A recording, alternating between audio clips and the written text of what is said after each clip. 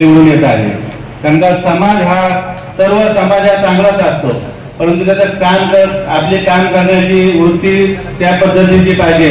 आपल्या नेत्यांनी जे आपल्याला मार्गदर्शन केलेलं आहे त्या विचारधारेवरती आपण छत्रपती शिवाजी महाराजांच्या विचारधारेवरती, बाबासाहेबांच्या विचारधारेवरती, महात्मा फुलेंच्या विचारधारेवरती, जेही आपले महापुरुष आहेत त्या सर्व महापुरुषांच्या विचारधारेवरती आपण जर काम केलं, त्यांचे विचार घेऊन, तर निश्चितच ही लोक आपल्या बरोबर राहतात। आपण या ठिकाणी कुठेही येतात, कुठला पक्ष छोटा कुठला पक्ष मोठा आपल्याला कदाचित माहीत नसेल की ज्यावेळेस या भारत देशाचं सुरुवातीला इलेक्शन झालं त्यावेळेस काँग्रेस 1 नंबरला होती।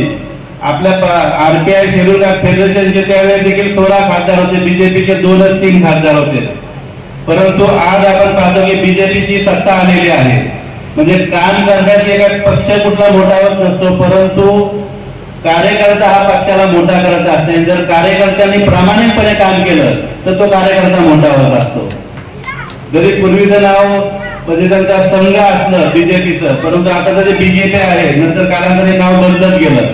परंतु हे जर आपण सर्वांनी केलं आणि खऱ्या अर्थाने जर आपण रिपब्लिकन पार्टी ऑफ इंडिया एकता पक्ष काय आहे, आपल्या पक्षाची घटना काय आहे हे जर आपण लोकांपर्यंत खऱ्या अर्थाने आपण आपल्या परिसरामध्ये जर काम केलं तर निश्चितच आज मला अभिमान वाटतो। आमच्या बीडमध्ये देखील अनेक सरपंच निवडून आलेले आहेत, अनेक ग्रामपंचायत सदस्य निवडून आलेले आहेत। बऱ्याच महाराष्ट्रामध्ये आमच्या या ठिकाणी कदम जे असतील सरपंच झालेले आहेत, त्यांनी देखील आमचे मुस्लिम भगिनी, मराठा समाजाचे भगिनी देखील निवडून आणलेले आहेत। असे अनेक आहेत आमचे नाशिकमध्ये असतील। तर असं जर काम करत आपण राहिलं तर निश्चितच हा आपला पक्ष आहे आणि आपण ज्यावेळेस पक्षाचं काम करत असतो तेव्हा खऱ्या अर्थाने पक्ष पुढे जात नसून आपण पुढे जात असतो आणि आज तो सर्व आपल्या सर्व या ठिकाणी आहोत। तर बांधव, माझा आपल्या सर्वांना या ठिकाणी विनंती आहे, म्हणजे जास्त वेळ घेणार नाही, खरं तर नंतर बोलणार होता, वेळ अजून घेतला असता, परंतु जेही आपले जिल्हा अध्यक्ष आलेले आहेत, तालुका अध्यक्ष आले आहेत, त्यांना मी वेळ देतो आणि जे आपल्याला विषय सांगितलेले आहेत त्या विषयाच्या अनुषंगाने आपण आपल्या या ठिकाणी मत मांडावं असं मी आपल्या सर्वांना सूचित करतो। आपले जसे नावं घेतले जातील आणि चुकून कोणाचं नाव जर या ठिकाणी राहिलं असेल लिहायचं तर या ठिकाणी येऊन सचिवांना सांगावं, त्यांना या ठिकाणी बोलण्याची संधी दिली जाईल। मी पुन्हा एकदा या वार्डाचा नगरसेवक, आपल्या पक्षाचा अध्यक्ष महाराष्ट्राच्या नात्याने सर्व आलेल्या आदरणीय सर्व पदाधिकाऱ्यांचा, आमचे गायक मंडळी असतील, त्याच्यामध्ये आमचे शिंदे साहेब असतील, नंदाताई असतील, होऊ घातलेल्या लोकसभेच्या निवडणुकीमध्ये आता मातब्बर पक्ष आहेत।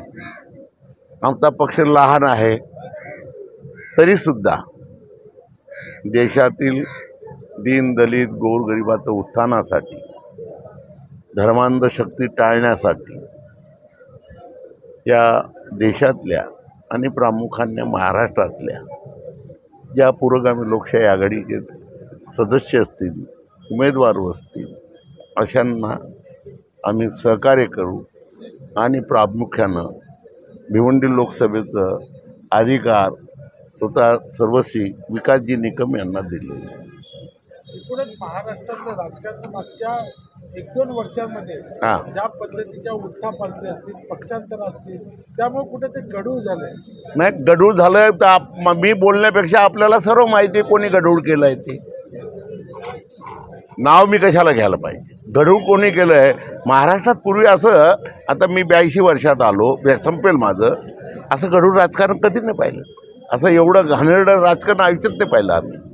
आणि काही असेल, गोरगरिबाचं उत्थान आणि भारत देश आणि महाराष्ट्र याचा विचार करतात लोक।